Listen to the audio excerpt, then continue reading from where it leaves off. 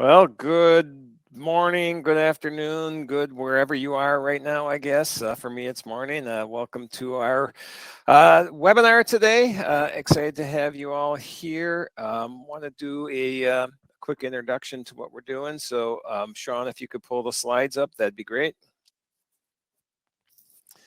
All right, so today I'm going to set the stage. I'll introduce our guest speaker here in a minute, but a little housekeeping before we get going. We are going to be talking about components of record-breaking performance. With me is Robb Zbierski. We'll give him a proper intro in a second. This is the second in our series of preview of our Bridging the Gap conference, which is coming up in July in the Chicago area. And, whoops, going too far ahead. There is, just so you know, this is what I'm talking about, Bridging the Gap Conference in July, Rosemont, Illinois, QR code over there on the right. If you want to scan that, you can go get more information, or you see on the bottom of this slide, the website at btgconference.com if you want more information. Rob will be one of our speakers. In fact, not just one of our speakers. He will be our opening keynote speaker at the conference. Housekeeping before we get going. This is available for CPE. I assume that's why a lot of you are here. I'm assuming a lot of you are here for Rob, obviously, but also CPE is a nice benefit. You will get CPE if you stay logged in for 50 minutes. The software tracks this. You'll need to answer at least 3 of the 4 polling questions that will pop up about every 15 minutes or so, maybe a little less, 13, 14 minutes. We will prompt you when they pop up so you don't miss them, because I know occasionally some of you are multitasking, and we're going to talk about multitasking today, so we'll get into that a little. But if you are, we will prompt you that the polling questions are up and make sure you respond to those. Certificates will be emailed to you with the email address that you registered for. Check your spam, your junk, make sure you didn't miss them, but they will be emailed.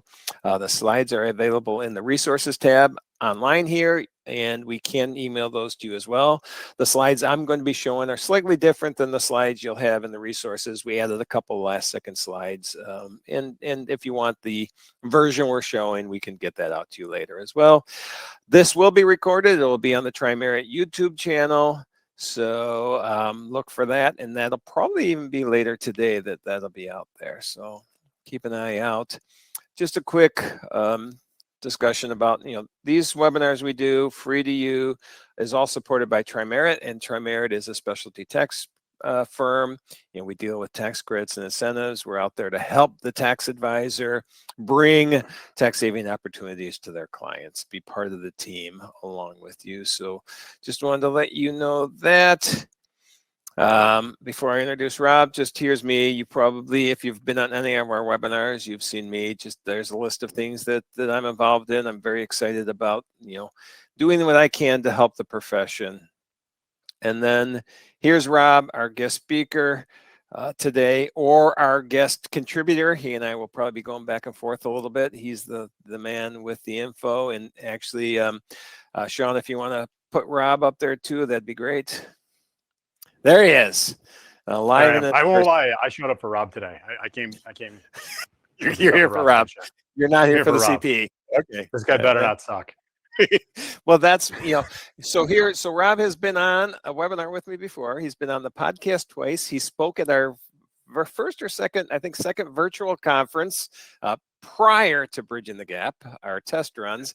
So he and I have hung out online quite a bit before. We live about 3 miles away from each other and have never met in person. No, so we are overdue. I'll talk about that in a second. Yeah, you made it sound really creepy. We hang out on the internet. I did, and Rob's a lot of fun. Here's just Rob's information. He's a professional speaker. He's written a book. He's out there doing a lot of things. But if you've ever heard what we like to talk about in addition to tax and tax practice management and accounting, is what people's outside of work passions are. So the most important thing to me, other than he's a great speaker and very entertaining, is his ands, to steal John Garrett. the things he likes doing, which is cycling. He's a reluctant runner, he says, fishing, cocktail, craft beer. We got to put on there as well. You know, I even though it's Zbierski, I like to call him Zbierski. And fishing. Agnostic. Just we can go either way with that, huh? Yeah.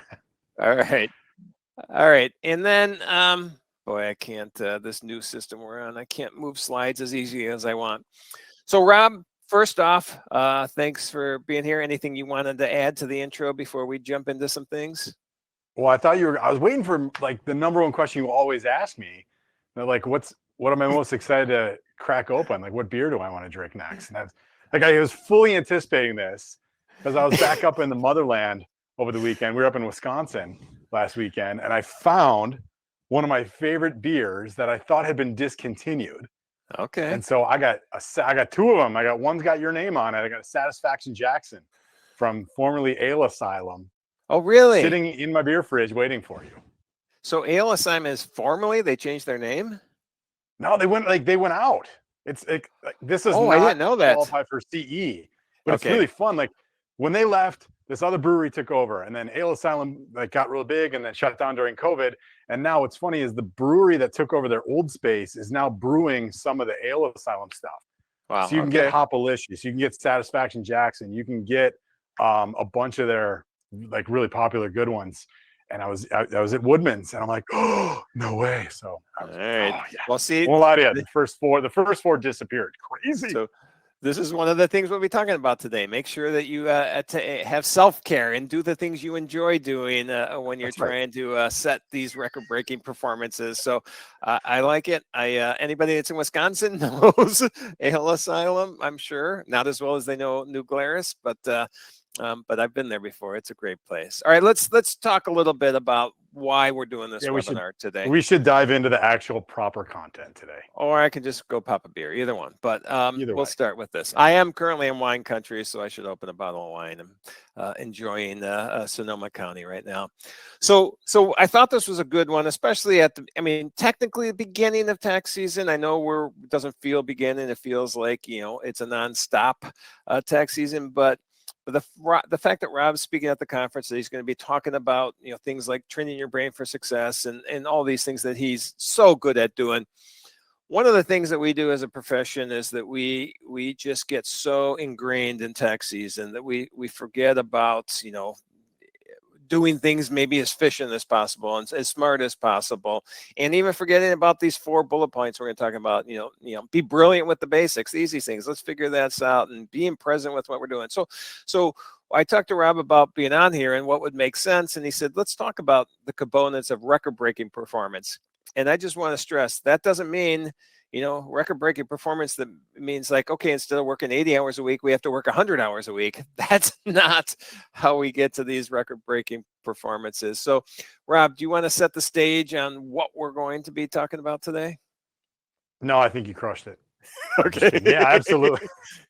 Yeah, absolutely. No, this came out of a conversation you and I were having a while back, and it's an Olympic year, and I think this is a perfect example. I'm cautiously optimistic that everything we're going to talk about today, for anyone that's going to watch the Olympics at the end of the summer, you're going to be able to see firsthand what we're talking about today. Because we talk like, what is a record-breaking performance? And to your point, when you hear record-breaking performance, most people hear that and they think going from like 0 to 2,000. Right? They think shattering records, right? You think about like Sammy Sosa and Mark McGwire destroying the home run records. We don't talk about the steroids, but like when that happened, the old record was 60 something. These guys were in the 70s.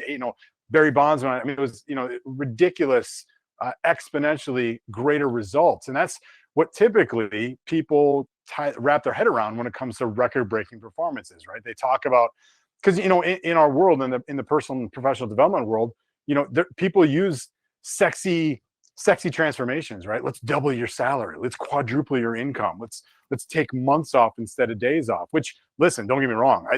I've worked really hard to make some of that happen. I've experienced some of that, and then that's not record-breaking performance. A record-breaking performance is literally, in some cases, just doing something a tiny bit better, right? If you think about these, if you see Olympic records, they're not, like, rarely is an Olympic record like shattered, meaning like exponentially less time or more reps or distance or something like that. They're usually winning literally like by a nose or a fraction of a second.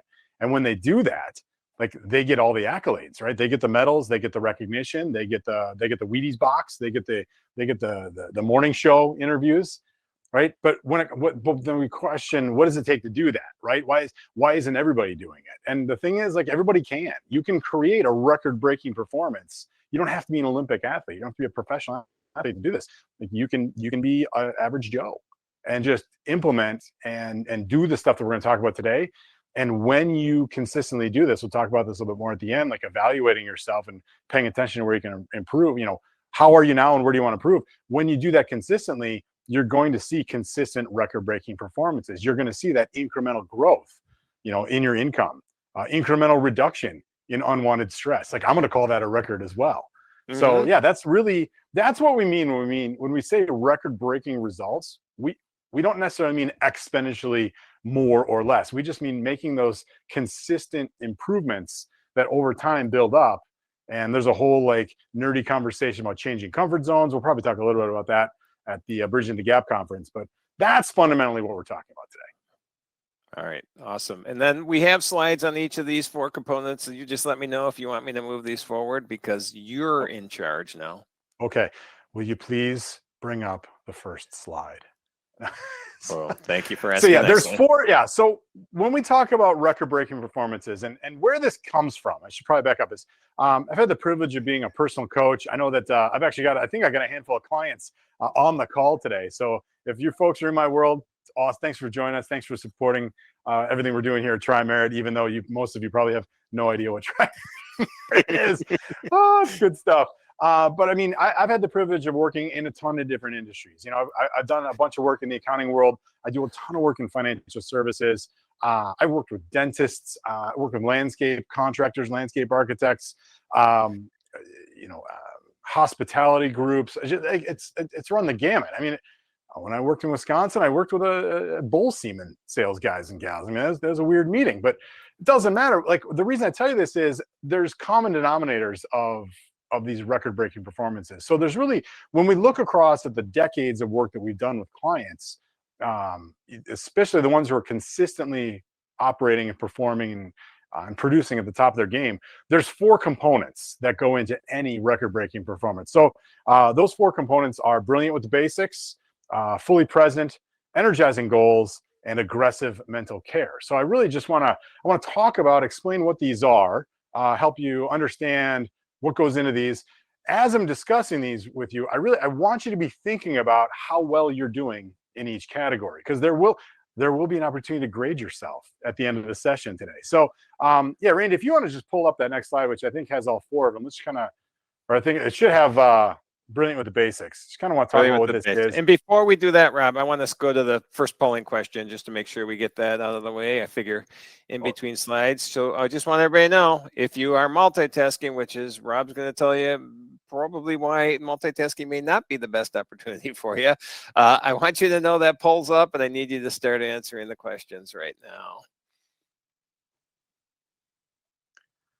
All right. Quickly before time runs out. I'm just kidding. All right. Well, I'm going to hide this, and then Rob, let's keep going while they're answering. Yep. Fantastic. So yeah, you can click ahead. I want to talk about, what is brilliant with the basics means. And really what this means is people who are consistently putting in record-breaking results, and really consistency is the key word there, is they're not doing anything remarkable. They're not reinventing the wheel. I mean, here's the good news for people in the accounting world. Numbers haven't changed like ever, right? So you can't like revolutionize numbers, right? When you're trying to calculate your tax credits, when you're trying to take your withholdings, your whatever. I mean, I'm pretending like I know all the terminology. At the end of the day, it's numbers, right? So as long as you're good with numbers and understand 1 through 10 and then multipliers, you're probably going to be okay at your job. But the thing is, like, I understand there's other ways to go about it, right? I know there's tax laws that are changing. I know that there's rules and regulations, errors, omissions. There's all kinds of stuff. Fundamentally, the people who are consistently producing at the top of their game, they have achieved mastery in oftentimes the most basic aspects of their job. Like I said, in your world, really easy numbers, right? Understanding tax law. I know they're changing all the time, but really being competent and confident in your knowledge of tax law and current tax laws. That's literally the most basic thing you can do in order to be successful at your job. You don't have to reinvent the wheel. You don't have to come up with some new algorithm to figure out what someone's return is going to be. When you can work towards achieving mastery, you don't need to do anything remarkably different. You just need to focus on doing at an exceptional level the things that need to be done. And That's what I see in really that, what it sorry, comes down Rob, to. what I see in that, and so I told you I would interrupt you at times, so sorry I did. But Yeah. what I see in that in our profession is we often, and I love brilliant with the basics, but we often, I think, try to be brilliant with way too many things at the same time, and getting to a point where we find where those most passionate things for us are in those basics, like we like working with the construction industry. Well, become brilliant with that, the basics of that, and then that just you already enjoy that industry, and then you're just going to go further because people are going to see that passion and that your understanding in that one area. That's what I think we can equate that to really well in this profession, is getting that niche that you're going to become brilliant with those basics as well. Absolutely, yeah. That's a great way to illustrate that. You find the riches are in the niches, as one of my old bosses shared with me a long time ago. So yeah, if the most basic you can do is achieve mastery and talking the talk or walking the walk with one certain niche type of client, perfect example of being brilliant with the basics. Second component that goes into, and if anyone's got questions on these, throw these. I believe that there's a way for people to ask questions, by the In way, the Randy. chat, and there's a Q&A. Q&A is where we like the questions, but if somebody accidentally puts it in chat, we will look there as well. Fantastic. So you have my permission to interrupt me anytime. So second component that goes into creating any record-breaking result or record-breaking performance. Oh, wait, go back to that one. Hold on a second. Yeah, there it is. I knew there's one more thing. Sometimes this is the big thing with regards to, I'm going to come back to this one real quick, just because that third bullet point we kind of inadvertently skipped over. So many times people are trying to be grandiose and amazing at what they do. And we're human beings. We do this. Ego, this lovely little friend of ours, the ego jumps in and wants to prove itself. And we're always unnecessary clutter and unnecessary depth and ridiculousness, candidly, can often take over. And if you're not paying attention, sometimes the simplest answer really is the most appropriate and right answer. So many times I see people just trying to overthink it, and they end up, this is why people get stuck in the weeds, right? Because they end up in analysis paralysis. So they're trying to overthink every little detail of every little thing. When you can just accept sometimes that the simplest answer is the right answer, that's another perfect example of what it means to be brilliant with the basics. So I did want to make sure we talked about that. So now we can click ahead. Thank you, Randy. So second component of any record-breaking result, a record-breaking performance, is this concept of being fully present, right? So fully present, I'm sure people have heard about this all the time. I'm also pretty confident that there's a not insignificant percentage of people that are watching or listening to this are not fully present right now. Yep. So if you're freaking out about the pause, I did that on purpose. Come on back to us, right? If you're looking at a different window or ordering up lunch or checking your Facebook feed or shopping for fishing stuff like I was earlier, like just come back to us, man. You got to earn this CE, right? A perfect example of when you're not fully present. The reason this is important is you've got a dedicated amount of time that you want to work every day, right? And there's this thing called Parkinson's law that states that work will expand to fill the amount of time you have to complete it, right? That's why we have beginnings and endings to our workday. If we didn't, we would just work all day. Subsequently, we would also slack off all day if that's what we were focused on. So before we dive any further, here's what fully present doesn't look like. I want you to think about this, and how many of those of you listening, either watching with us live or listening to the recording, I want you to think about like when you've had that day at your work and all day you're at work thinking about being at home, and then that exact same day you get home and you're not even paying attention to your family because all you're doing is thinking about work, right? I have this conversation. People talk to me all the time. They're like, dude, I couldn't get anything done. I was thinking about that, and I got home and I didn't get good time with my kids because I remembered this work thing I forgot about. You've got to be fully present. You've got to be focused on getting done what you want to get done when you want to get it done. You need to work on the best thing you can do. And this is one of the things we're talking about at the Bridging the Gap conference is understanding your brain. The hard part about this one is your brain is hardwired to totally get in your way. Your brain is hardwired to ensure that you struggle with being fully present, right? Your brain is always looking for distractions. And if anything you can do to minimize, reduce, or eliminate distractions is going to help you be fully present in anything you do. Stop multitasking. The other thing, I mean, here's an example of this is, I use a lot of sports analogies, not just because I'm a dude, right? That's part of it. But I mean, fundamentally, if you think about it, like if you watch marathon, have you ever watched marathon running, like, which is not the most sexy thing to watch, but just get to like the last half mile, right? Quarter mile, half mile, you will see the most amazing display of being fully present, because you'll have people who are just soaking it in, right? And they are loving the fact that they just accomplished one of the most incredible feats oftentimes of their life, right? So you'll see them coming out and they're cheering for themselves, they're hamming it up with the crowd. And then on the flip side, you see the people that are literally only focused on the 8 inches in front of them, because that's as far as they can move their foot. And if they move their foot less than 8 inches or more than 8 inches, they're going to fall over and they will not get up, right? They are so engaged in the mechanics of taking the next step, because that's all it's going to take in order for them to finish. And you watch them and they literally, you get them and you get not even a foot and a half past the finish line and you see these people collapse, right? Because they finally don't have to be so focused on next step, that they just they collapse, right? They get the space blanket and a banana. Now I'm trying to be funny and it's not working, but that's okay. But that's what I mean, like being fully present, right? You focusing on what needs to be focused on in the moment and not being available. That's the thing, not being available for distractions, because they're coming at you all the time. They're coming at you right now, right? But if you're fully present, paying attention to this program, the likelihood of you actually implementing this is that much greater. And then I got those three, my 3 favorite words are the third bullet point: stop multitasking. This is like the greatest lie that people believe, is that they're amazing multitaskers, right? The reality is there's no such thing as multitasking. There's simply a willingness to suck at more than one thing at the same time. Uh-huh.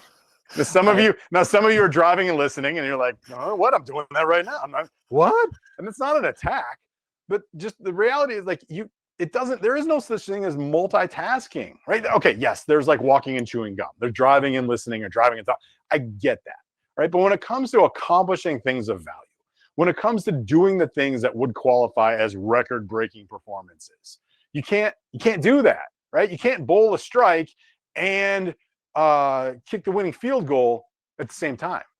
You just can't do it. Sorry, another sports analogy. They're two different things. What happens is your brain is actually task switching. And for a lot of people, I'll be honest with you, this is why so many people are exhausted at the end of their day, is because all of their best energy goes towards jumping back and forth from all the different things that are on their plate. And I mean, when it comes to doing what it takes to get your job done, you know that brilliant with the basics is number one. You don't have to reinvent the wheel. All of your best energy gets wasted going back and forth, figuring things out, remembering where you were in the process. So that it's not exhausting to get the work done. It's exhausting jumping around. And then that has ramifications as well. So, and again, setting timers, giving yourself a beginning and an end to get things done. It's funny. The coaching work I do with people, they're like, oh, I'm struggling to get stuff done. I'm like, go buy an egg timer. Like, what? Mm-hmm. I'm like, don't even go buy an egg timer. Use a timer on your phone. Like, set a timer for getting stuff done and watch how less available you are for distraction when you know you've got a time constraint. It's fascinating. So there's your brain hack of the day. Is if you struggle with the idea of being fully present, set a timer. Watch this. For parents, give yourself 15 minutes with your child. Tell me you're not going to maximize that 15 minutes. Yep. Unless they're teenagers, right? Like mine. But but I mean, listen, if you had 15 minutes a day and that's it, you only had 15 minutes with your kids, think about how present you would be in that 15 minutes, right? Take that same approach, that same mindset, that same focus to what you do work-wise, and you'll be amazed at the records you're probably going to break. So that is the fully, that's what it means to be full. That's why fully present is important. And again, I'd be thinking about, like, how many of you are actually present right now? I'm here. I don't know if you're doing. Wait, is this a poll question time? Well, no, but let me. I am going to do a poll in just a second. I am going to do a poll in just a second.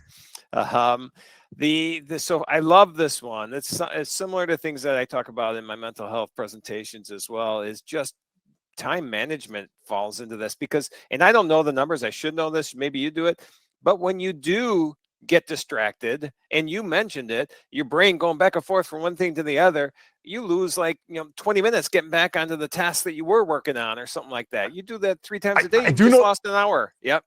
I do know this number, Randy. Yes, right. And this isn't like one of those 95% of statistics are made up on the spot by professional speakers. No, this is a legitimate number. Yeah, whatever that split second it takes you to get off track, it takes you 15 to 23 minutes on average. Wow. 15 to 23 minutes to get back on track. To your point, 3 distractions is, 4 distractions, let's call it 20 minutes. 3 distractions is an hour of your time. Right. For those of you that bill, like billable hours, like, just think about that. For every 3 distractions, you've just wasted an hour of billable time.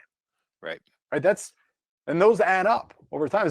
We talk about people all the time. We have this thing we teach called the 2-hour solution, which is our time management approach.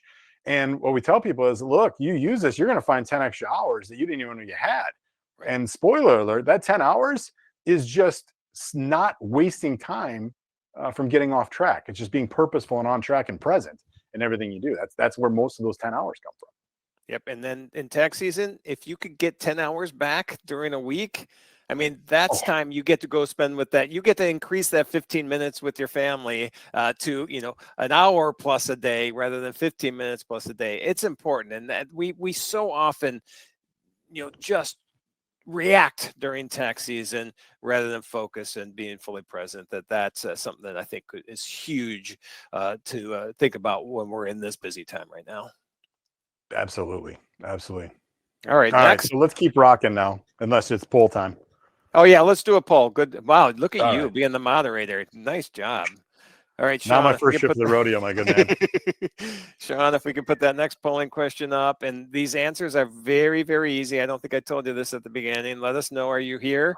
And if you say no, we still aren't going to think you're here. So, you can say yes or no, and we will give you credit for answering these questions. All right, Rob, I'm going to close on my end so you and I can keep going. I had to answer the question. You're here? All right, nice. Process. I'm here. I'm still here.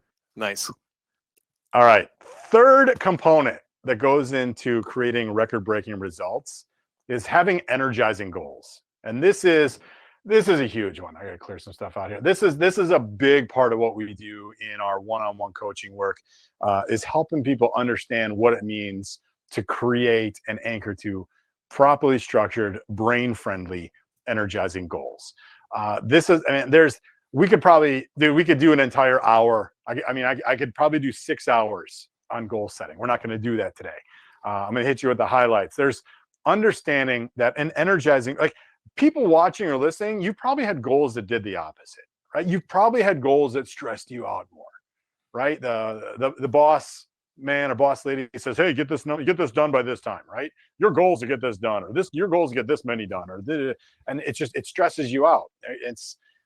So you'll see here, it says meaningful and self-identified. A properly structured, energizing goal. There's always there's a lot of times quantifiable aspects to an energizing goal. I'll tell you, the people who are producing consistently, the people who are at the top of their game, they have goals that are a little more what's in it, like, how are you a better you as a result of achieving that goal? This is a big conversation we have with our clients all the time, is when it comes to creating meaningful goals, right? One of the characteristics of an energizing goal is it's got to be meaningful to you. What I ask people is, how are you a better person? How are you a better professional? How are you a more accomplished professional? How are you a better spouse, parent, colleague as a result of achieving this goal than you were today, right? Because a lot of times you got a goal that, you may have to learn a new skill set just in order to achieve it, right? You may have to be current on tax laws. right? You're not current today. You have to be current. You're a better version of you at the conclusion of achieving that goal. So it's identifying where you can improve personally, professionally, mentally, spiritually, what, like any ALLY, right? Just throw it in there. Really take a look at how you're going to be a better you as a result of achieving that goal before you set out to achieve it. Make sure you're doing that, and make sure it's personal, it's meaningful to you. Second thing we talk about is create a lot of mental reminders. One of the things that we talk about, one of the things your brain needs to work for you instead of against you, is a heightened awareness of what's most important, right? That idea of being fully present, it kind of ties in with this as well. Like, you stay present and you stay focused on what's most important to you, i.e. a goal, you're starting to tap into a big, powerful results producing part of your brain. I'm gonna get a little brain geeky on you. But fundamentally, what your brain needs in order to stay energized and focused and not be distracted is a reminder for what you're chasing down in the first place. So I've got an accountant that I've been working with for a couple of years now on some coaching work, and is one of the, we've had obviously it's easy for me to say this. I'm biased. It's my client. I'm doing the coaching, but this guy's seen some pretty remarkable transformation in his business and in his life. I mean, he's got, I don't want to talk out of school. He had a lot of turbulence, right? He had some losses, like former owners of the company no longer with us. He inherited a book of business that he was, you talk about get those niche customers that you love niche clients you love working with. Yeah, he had the opposite. He had the entire book dumped on his lap. Right. He wanted to be a financial advisor, and he was kind of like roped back into doing accounting just by virtue of this situation he found himself in. So what we did is we really worked on some goals and understood, hey, what do you want your business to look like? How do you want to feel great about what you do at the end of your day? And what we ended up with, this concept we came up with was exiting this business that he didn't enjoy, right? Exiting the clients that he, firing clients really is what it come down to. And we didn't like firing clients. So we talked about exiting that business or exiting that client. And so what he did was he actually just went to the hardware store and bought an exit sign. Those inserts you can get, the like, look above any door in your office, you see an exit sign, right? Yep. He literally went and bought one. I think he had one printed off, and he just put it right where he could see it. And we talk, I don't know, every couple of weeks, about him every month. No, we talk about every month. And about 2 months after this, I'm like, how's things going? He's like, I gotta tell you, it's been great. He's like, I'm working with who I want to work with. I have no remorse about exiting business with other clients. He's like, I've got more time to go ski. He loves skiing. He's got vacation. His wife is an executive coach as well. So, they go on a lot of trips, and he's like, it's been great. And so just understanding that, like, this immersion tactic of take a reminder for that goal that you want to achieve, have a picture for that, and put it almost anywhere, just as a reminder, so that it takes your brain from to I want this, I want it right now, let's make it happen. Right. Yep. So have that reminder, immerse it everywhere.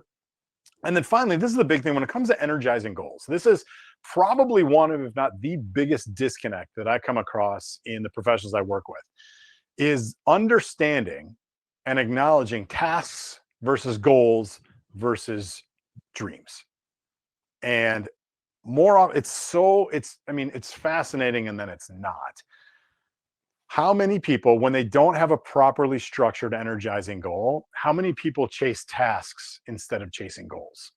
How many people chase tasks instead of chasing their dreams? Right? The thing is, tasks they're required, right? You don't get to a goal without accomplishing the tasks along the way.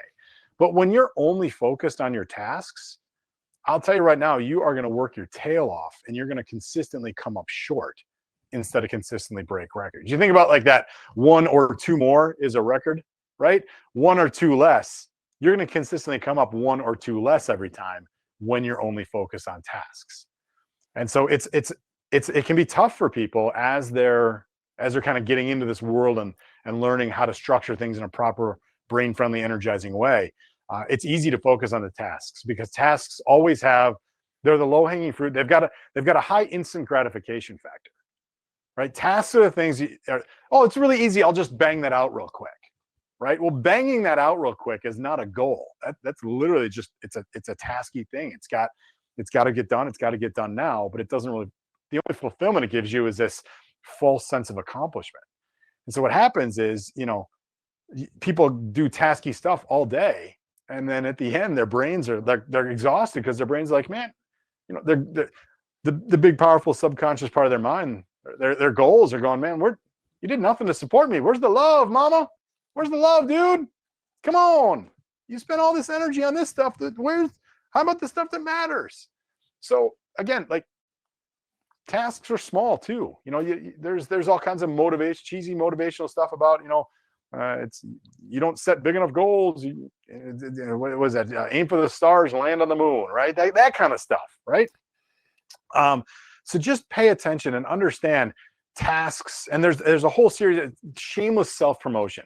Go to the Freedom Personal Development YouTube page when you're done watching this on the Tri-Merit YouTube page. Head over to the Freedom Personal Development page. I did a whole series on tasks versus goals versus chief aim versus vision versus dream.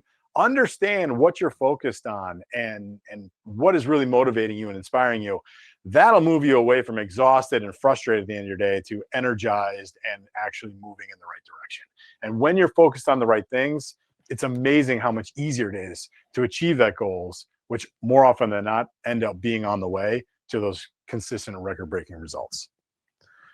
Sorry, I just info dumped on you. I hope that resonated with folks. And understand, there's a lot of tasks. Randy, go ahead. Yeah, so everything you said resonated with me, and I think everybody listening too. But there's a couple things that I'd like to kind of equate. Then let's talk about things that I see and what people do and don't do that they should be doing. One is when you said that whole exiting clients or exiting, just using the exit. So I have a friend, Diana Crawford, that talks about inviting clients to be successful elsewhere. Yeah, that's her same way of dealing with this. It's like, okay, we're going to invite them to be successful elsewhere. And that it just somehow softens the blow of, yes, we're not going to be able to help you anymore. But they do it in a way of, we're going to help you through this process. And boom, because whatever reason, it's just not the client fit for them. Same thing, another friend, Elnisha Jones, I just had a discussion with her a week ago, where she had to offboard some clients, is the way she said it. We're going to offboard some clients. And she did this not because they were bad clients, not because she didn't want to work with them. They paid well. She liked the clients. They were friends of the family, that type of thing, but they didn't fit the niche that they're trying to develop their firm in. So what they did is they understand their goals, their dreams for this firm and where they want this firm to go. And unfortunately, they had a handful of clients that just didn't fit the demographic that they see in the future. And what we get, and you've said it, but I'll equate it to our accounting. What you said is that tasks versus the dreams and goals. We get too bogged down in that to-do list. This to-do list, I have this 200-page, there are 200 items on my to-do list, and that's all I can think about. I can't think about building the dream firm, the firm of my dreams, because I can only do that after I go through this to-do list. And then when we do that, we just get bogged down and we don't go anywhere. So yes, everything you says resonates complete, and I've seen it in action. And so this is awesome. So thank you. Oh, fantastic. Yeah. It's fun. It's interesting. You hinted on this a little bit. In the work that we do with our clients, I can't tell you how many times I had people we start working together and they have so many problems and challenges, problem people, problem clients, challenges this, challenges that. And then when we get clear on the things that are most important to them and we work on creating the energizing goals, we work on creating the core values, the vision, the purpose. It's funny. They're like, God, it's crazy. These people, it's like they went away. I'm like, they didn't go away. You just shifted your focus. I'm like, listen, the a-holes are still out there. Okay. Can we say that? I try to, I'm sorry. You kept it, right? We're still a G version of the webinar, I think. Okay, perfect. Right. The challenging clients are still out there, but when you focus on what you want most, when you focus on, that vision for your ideal practice, it's amazing how those people just don't make it into the equation, and you end up unconsciously repelling them instead of unconsciously attracting them. Yep. So that's it. And then fourth, by the way, there's a question that came in the chat. If it's okay, I'm hoping whoever asked while you address the question, Rob, I'm going to pull up the next polling question. So San, put up the polling question while Rob addresses this question, please. Go ahead, Rob. Yep. And it kind of goes back to our being fully present. I got to make sure and tell people I got to answer the question. Here's the question: is in the role within my CPA firm, staff stop in to ask questions throughout the day at various times. What are tips to manage this to avoid needing 15 to 20 minutes to get back into a task from a distraction? Oh, there's a stack of, no, this is great. I get this one all the time.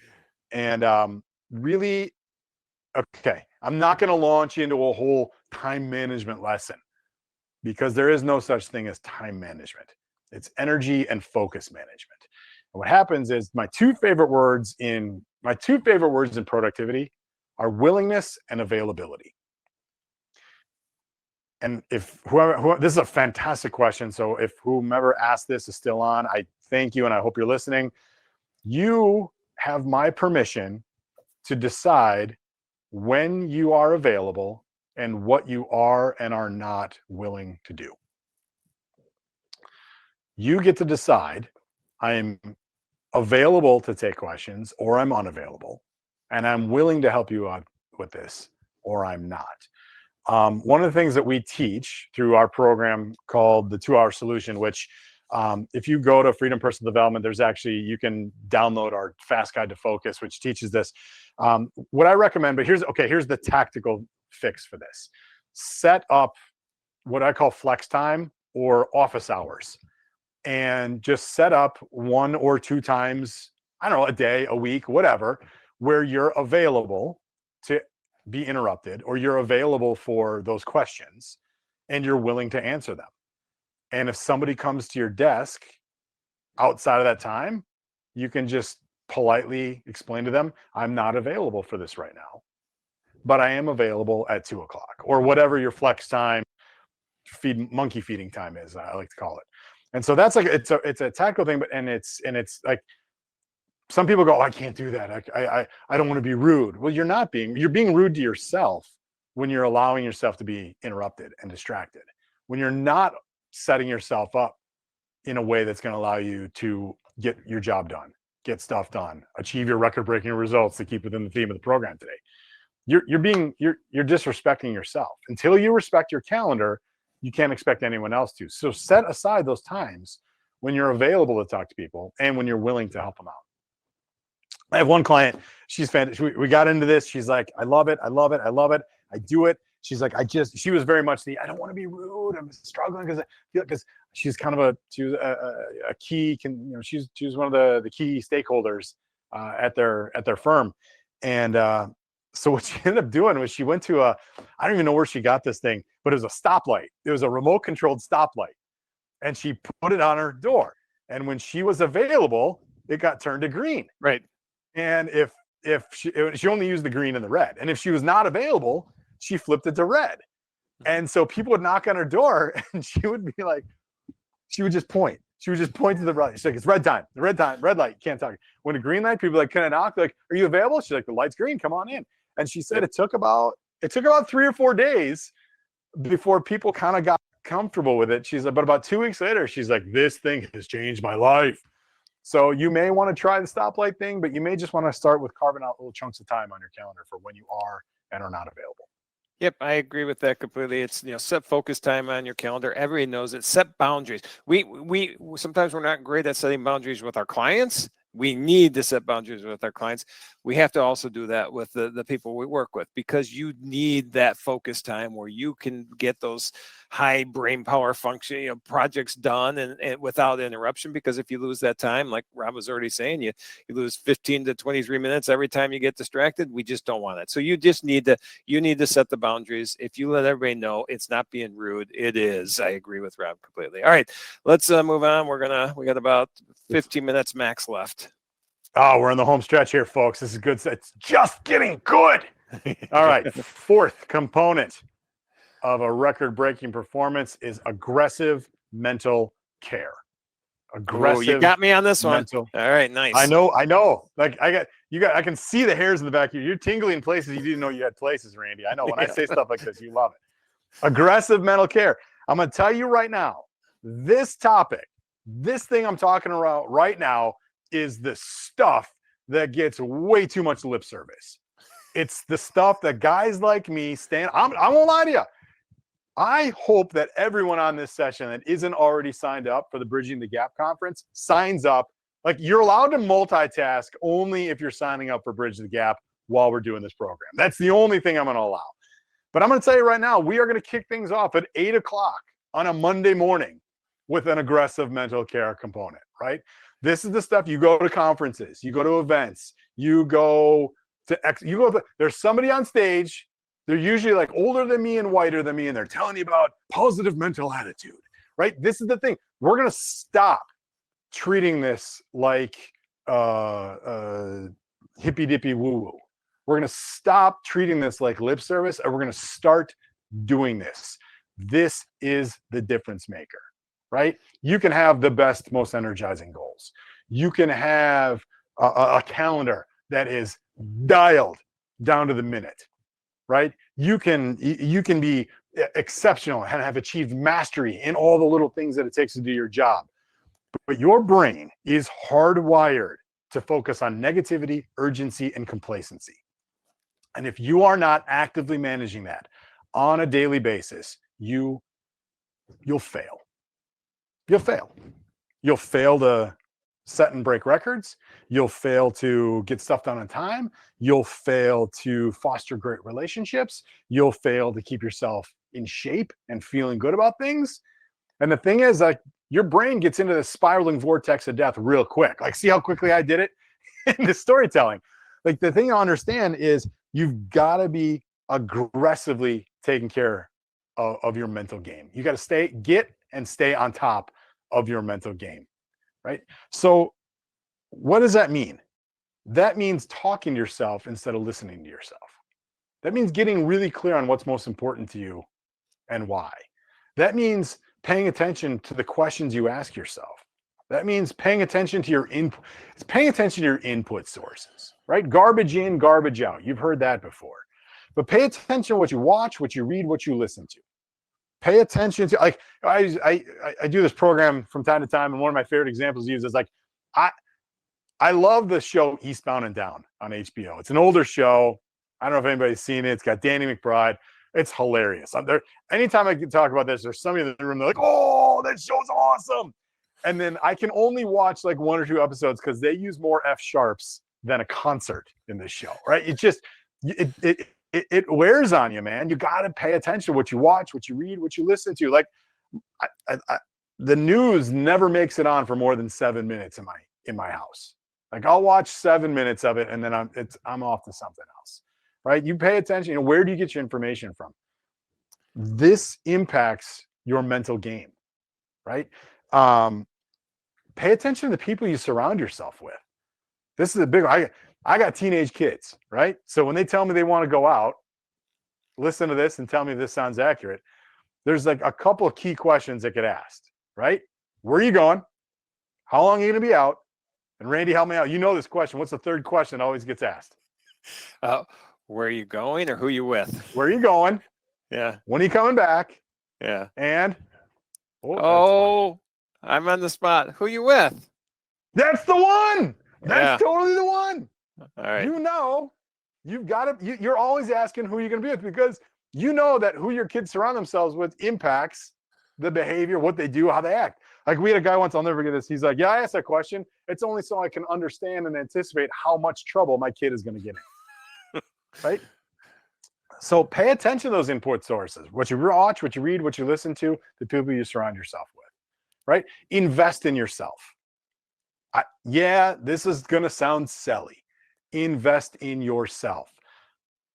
Consistent top producers are always investing 4 to 10% of their income in personal and professional development, right? That's not just CE. That's non-endemic stuff, right? That's workshops, that's retreats, that's anything that makes them better, stronger, smarter, faster. Consistently invest in yourself. And then finally, practice gratitude. On the flip side of investing in yourself, practice gratitude. This is the quickest, easiest, cheapest way to instantly upgrade your mental game, because it's impossible to be negative and to be grateful at the same time. You just can't do it. It's not possible to be negative and to be grateful at the same time. So regularly spend time practicing and focusing on the things you're grateful for, and watch what that does for your mental game. Yep. Am I frozen? Okay, Yeah. nope, we're good. We're good. I froze up for a second there. So right. Here's what I want to do. Randy, can you go to that next slide? I want to give people an opportunity. We're gonna get about as interactive as we can. And if you're in front of your computer, go to the chat, and I want to hear some answers. I want you to give yourself a grade on Brilliant with the Basics. A, B, C, D, F. How would you grade yourself on your ability and your current? Currently, when you think about being brilliant with the basics, how are you doing? Are you doing A work, B work, C, D, F? And just go in the chat and type in A, B, C, D, F as far as what kind of grade you're giving yourself. I'm super, and the best is it's a chat. Like it's all anonymous, right? Nobody knows. Well, I have no idea if their names are there or not. Totally So we may not get people answering. We shall see. I'm not sure the names pop up or not. I got a feeling they do. All right. Well, then it's not anonymous, and we're just all friends all of a sudden. Exactly. So yeah, give yourself a score on your ability to be brilliant with the basics. A, B, C, D, F. Right? Ace. There we go. He will not be tamed. Trey, thank you. Right? Brian jumping in. Appreciate it. Yeah. Be honest with yourself. What kind of work are you doing? And then go to fully present. How are you? What kind of work are you doing? A work, B work, C work, D work, F work on being fully present. And I'm talking about at work, and I am also talking about at home, right? Are you fully present with your family or your friends? What grade would you give yourself, right? Throw in the chat. Energizing goals. Where are you at? Do you have properly structured energizing goals, right? Do they have the 5 components? Do they have the 5 characteristics of energizing goals? Do you understand the purpose or the purpose of goals, right? Are you focused on goals? Are you focused on tasks? Or are you just dream building, right? What kind of work are you doing in consistently establishing and achieving energizing goals? And then aggressive mental care. Right? What kind of work? A, B, C, D. What kind of work are you doing on reminding yourself why it's important to stay on top of your mental game? What are you doing for your mental game? Because here's the deal. Everybody understands numbers. There's no competitive advantage to knowing numbers. But there sure is a competitive advantage to having the right state of mind and having the right attitude and confidence and convictions when you're working with your clients. So whatever your grades are, there's good news and there's news indifferent. The news indifferent is that it's your grade, right? The great news is you don't have to go from a D to an A, right? I would just for a second think about it. If you're like, I see a bunch of C's I'm in the chat and I see some C's, and that's awesome. I appreciate the honesty and the candor. I appreciate you showing up to play and to win. And if you could go from a C in fully present to a B, what would that do for you? What would that do for your business? What would that do for your relationships? What would that do for your bottom line? Right? If you could go from a C to a B in creating energizing goals that you know are going to help keep you back on track and focused, what would that do for you? Right? If you could go from a B to an A in aggressive mental care, if you knew that you had the goods, what it took to show up every day with the right mindset and focus and determination, how would that impact you? Because that's what I really want. Because the thing is, you don't have to go from D to an A to have a massive impact on your life and your business, right? We're talking about you only need to do is make a small change, right? At the beginning of the session, we talked about how a record-breaking performance isn't exponential difference between the current record and the new one, right? It's in horse racing, it's winning by a nose. In the Olympics, it's winning by fractions of seconds. So the thing is, we have this thing called the winning edge theory. Randy, if you want to throw that one up real quick, that'd be awesome. Got it. There's a concept we share called the winning edge theory, which basically states small improvements at the right places create massive improvements in your end results. Right? You think about golf as a perfect example of this too, right? If you think about the angle of the club face at the moment of impact, right? The difference between a squared up club face on the ball versus one that's 2 millimeters off is the difference between shot of the day and somebody throw me another ball. I'm not going to chase that thing into the woods, right?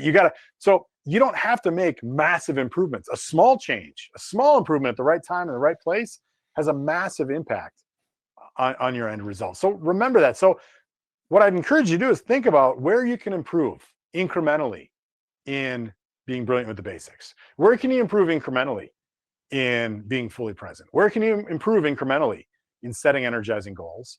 And where can you improve incrementally with paying attention to that aggressive mental care? And do that. And if you need help, Randy, throw that last slide up for just a second. If you need help, this is where we do great work, right? We do a lot of great work in helping people get clear on what's important to them and why. And there's a program we've got called the Train Your Brain for Success Blueprint Bundle. The link is on the screen. The link is on the screen if you're watching a recording.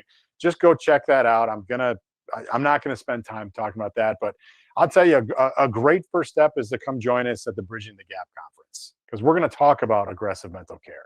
We're gonna talk about what it means to train your brain for success and master your mind so that you can get the results you're looking for in business and in life. So that's really all I've got. Randy, I don't know if you got follow-up questions or if anything came in the chat or any questions. I got a couple. But I know we're coming up on the end of our time together. Yeah, I got a couple final things. I just want to make sure everybody knows. I think there's some people multitasking because the last polling question has been up for a little while, but I don't see all the responses in yet. So they're hearing you. They just haven't implemented everything yet today. And so if you can answer that final polling question, we're going to take that down in a minute. I'm going to move on a couple slides. These slides will be available to you. They are already with Rob's information, but there's his contact information as well. And one I just wanted to put up because we did refer to Bridging the Gap conference quite a bit. So I want to get this up there for everybody. You can go to that website or you can scan the QR code and that'll take you to the website. You're going to hear Rob be the first speaker at the event. He will be energizing us on the first morning. And so we will be well prepared to get the most out of the conference that we possibly can by implementing all the things that he talks about. And with that being said, I'm going to just thank everybody for being here today. Rob, thank you for being here. Any final thoughts on your end before we wrap it up? No, I mean, I'll go cheesy motivational speaker line on you and just let you know that if you're looking to improve the quality of your life, improve the quality of your choices, right? Because you got a choice to go back and rewatch this. You got a choice to read through your notes and implement what we talked about today, and you have a choice to do nothing. That's a choice. But fundamentally, pay attention to the quality of the choices you make, and that'll significantly impact the quality of the life that you get to live. Awesome. Well, thank you, Rob. Thanks, everybody, for joining us today. And look for the next version of the Bridging the Gap preview, which will come out in March. We have a tentative speaker set up right now, which is Terrell Turner, who will be another speaker at our conference. I expect that that'll happen, but don't be surprised if somehow that gets changed before we announce the next webinar. But again, we appreciate everybody being here. And Rob, thanks to you again. You bet. Thanks a lot, Randy. All right.